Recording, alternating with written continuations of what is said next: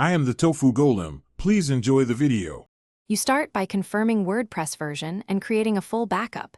This protects content if something goes wrong. Once done, install and activate a Schema plugin like Yoast, Schema Pro, or Rank Math. These generate JSON LD automatically.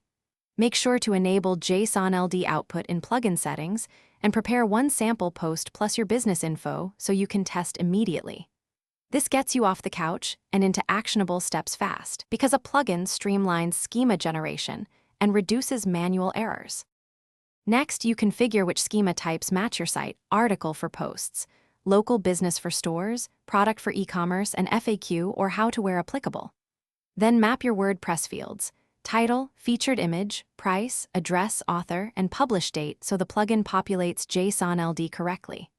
Once mapped, preview the generated schema in the plugin or use the validator built in to check for missing fields and warnings. If you see empty values, update the mapped fields in posts or plugin settings because accurate data drives better search. Finally, test your live pages with Google's Rich Results Test or Structured Data Testing tool to confirm valid JSON LD and visible properties. Once live, monitor Google Search Console for indexing status and any schema errors over 2 to 4 weeks, and resubmit your sitemap after major changes.